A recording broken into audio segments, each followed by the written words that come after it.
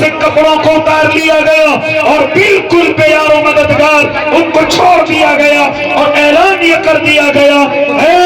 ذرا کان کھول کر سن لو، اے محمد عربی کے دیوانوں، اے نبی کے عشق میں پڑھنے والوں، اے اللہ سے محبت کرنے والوں، یا تو تمہیں گھر ملے گا یا نبی کی محبت ملے گی۔ انہوں نے گھر، زمین، جائیداد سب پر ٹھوکر ماری اور اللہ کے نبی کی محبت کو ہاتھ لگا کر کے پوری دنیا کو چھوڑ کر کے چلے آئے۔ میرے آقا نے قرآن کا انتظام فرمایا۔ میرے آقا کے علم میں تھا کہ کچھ دیوانے میرے ہوں گے، بے یار و مددگار ہوں گے، کوئی ان کا سہارا نہ ہوگا، کوئی ان کے سروں پر ہاتھ رکھنے والا نہ ہوگا،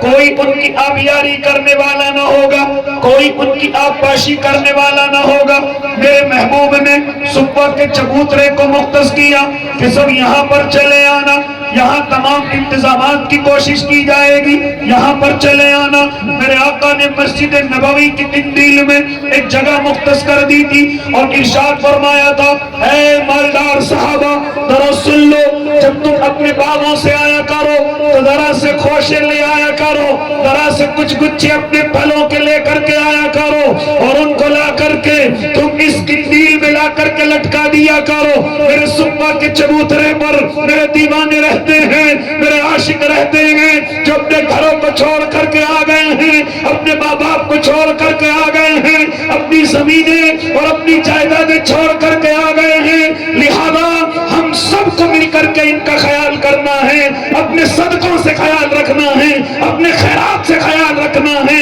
اپنی زکات سے خیال رکھنا ہے، اپنی امداد سے خیال رکھنا ہے۔ چنانچہ مالدار صحابہ یہی طریقہ اختیار کرتے، کچھ نہ کچھ نکال کر کے لاتے، اصحاب صفہ کو پیش کر دیتے۔ کون اصحاب صفہ؟ اگر میں تذکرہ کرتا چلوں تو یہ رات ناکافی ہو جائے، جن میں ابو ذر غفاری رضی اللہ تعالی عنہ پیش نظر آئیں گے، جن میں حضرت ابو ہریرہ جو سب سے بڑے راوی ہیں وہ اسی صفہ کے چبوترے کے طالب علم نظر آئیں گے۔ مجھے کہنے دیجئے حضرت سلمان فارسی اسی صفے کے طالب علم نظر آئیں گے۔ مجھے کہنے دیجئے حضرت صہیب رومی اسی صفے کے طالب علم نظر آئیں گے۔ مجھے کہنے دیجئے حضرت ذوالبجادین رضی اللہ تعالی عنہ اسی صفے کے طالب علم نظر آئیں گے۔ مجھے کہنے دیجئے اللہ کے نیک بندو،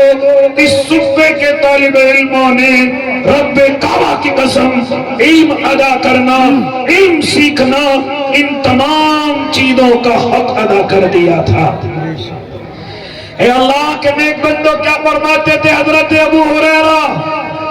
ہم تمام کے تمام صفہ کے طالب علم تھے، لیکن ہماری حالت کبھی کبھی ایسی ہوتی کہ ہمیں پیٹ بھرنے کے لیے کئی وقت گزر جاتے تھے، ہمارے بدنوں پر کپڑے نہیں تھے۔ ہاں ایسے اگر کسی کے سامنے بیٹھ گئے اور اس کے بدن پر کپڑے ہیں تو ہم کئی صحابی اس کی اوٹ میں بیٹھ جایا کرتے تھے، ہمارے پاس صدر چھپانے کے لیے کپڑا نہ ہوتا تھا۔ فرماتے تھے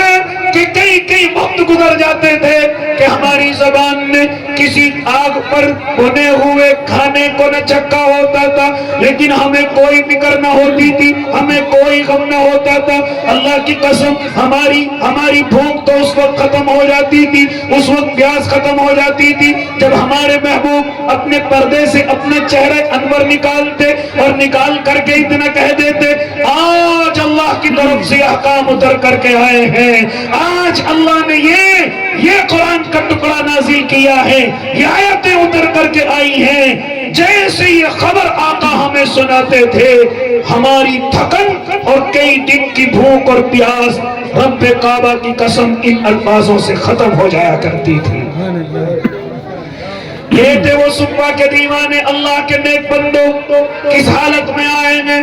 ذرا تمہیں بتاتا چلوں، اور کس حالت میں زندگی گزاری ہے۔ حضرت ذوالبجادین، کون کہتا ہے ذوالبجادین نے؟ معلوم کرو اپنے علماء سے، نام تو ان کا کچھ اور ہے، کیوں کہا گیا ذوالبجادین؟ ذرا معلوم کرو اپنے علماء سے، اللہ کی محبت میں گرفتار ہوئے، نبی کے عشق میں گرفتار ہوئے، گھر والوں کو معلوم ہو گیا کہ یہ اللہ پر ایمان لے آیا ہے، محمد عربی کو اس نے قبول کر لیا ہے، لہذا گھر والوں نے کہا اے اللہ کے بندے یا تو واپس ہو جا، اللہ کے نبی کی محبت کو دل سے نکال دے یا گھر سے بے دخل ہو جا۔ چنانچہ حضرت ذوالبجادین کہتے ہیں کہ میں نے اس چیز کو پسند کیا، میں نے جائیداد کو بے دخل ہونا پسند کیا، میں نے تمام چیزوں میں ٹھوکر مارنا پسند کیا، یہاں تک کہ میں چلنے لگا، میرے باپ کی نظر پڑ گئی میرے کپڑوں پر اور کہا او بیٹے کہاں جا رہے ہو، یہ اپنے بدن کے کپڑے کیوں نہیں اتارتے، یہ بھی تو تمہارے باپ کے بنوائے ہوئے ہیں،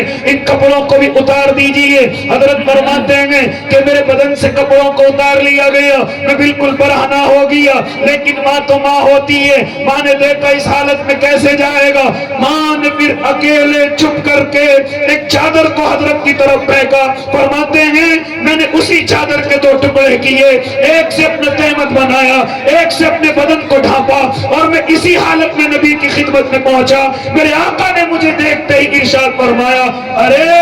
میرا ذوالبجادین آ رہا ہے، میرا